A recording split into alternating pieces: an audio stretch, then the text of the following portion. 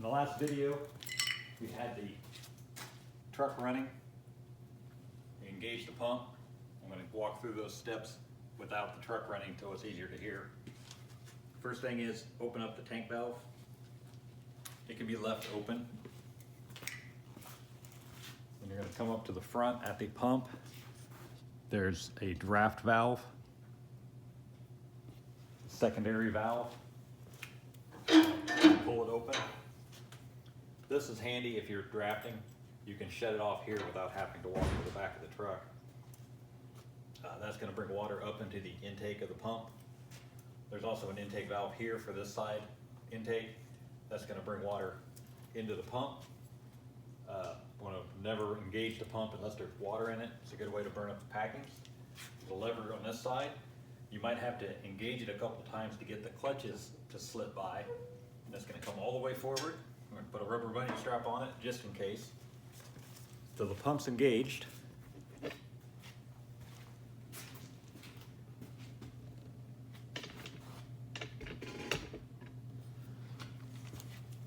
Anything below this point is an intake. So water's coming up. You'll have water all the way up into here. If you take this cap off, you'll have water. The pump's turning, so anything above this is a discharge. These are the front top side discharges, left and right. They're just open by way of those valves. There's drains for both of them. Anything above that's a discharge, so it tees off, comes over here, goes up. This is a relief valve. It comes down, goes back to the intake side. This is usually left off because you're not flowing excessive amount of water, so we can leave that in the off position. The water is going to tee off here, comes through this master discharge. If this is in the off position, none of the accessories will work. That includes the front sprayers, the booster line, or any of the rest of that. Let me move over here, get you a better angle.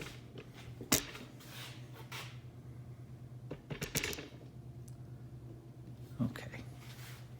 So, once again, disengage it all the way forward. We're going to put a rubber bungee strap on it. Water comes up to this point under pressure. We want to make sure that's in the open position. Water's coming down, tees off here. There's a valve here that goes to the front sprayers. There's also individual shut-off valves for those sprayers. This way you can shut off whether you want a left or a right nozzle independently. This valve is controlled from the cab, so you can have water going into your pump, pump's engaged, and you can spray water while you're driving. It tees off again. We're heading to the back.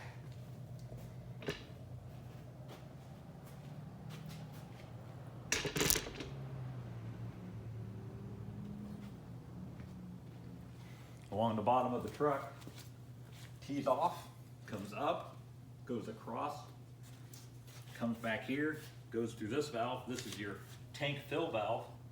We're going to run that not all the way off, but not all the way open. You need to keep water flowing so it doesn't overheat the pump. So somewhere in the happy medium, you're going to crack that valve open.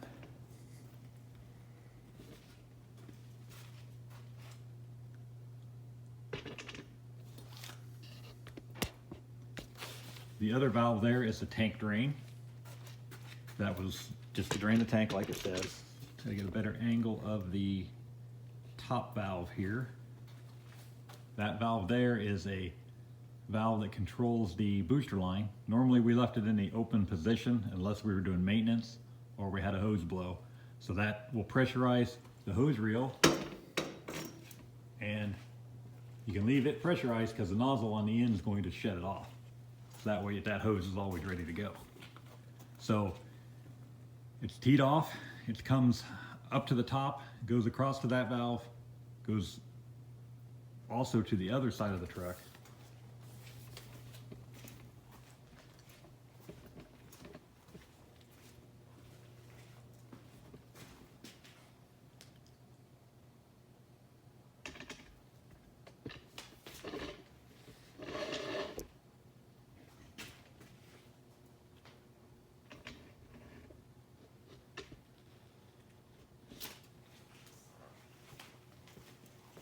There's a valve here, it's labeled pre-connect 1.5 inches with the master discharge valve open, pressurizing all that plumbing all the way over to here.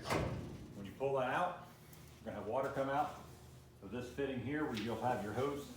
You can have your hose laid.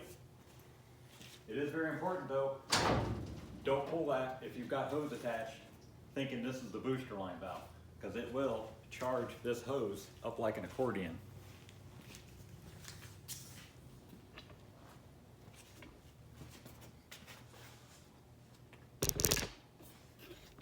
Over here we've got a tank fill valve, 2.5 inch directly into the back of the tank. If you're running off a hydrant, you might want to use that. Normally we just filled it over the top by way of this cap. That's a direct fill into the tank.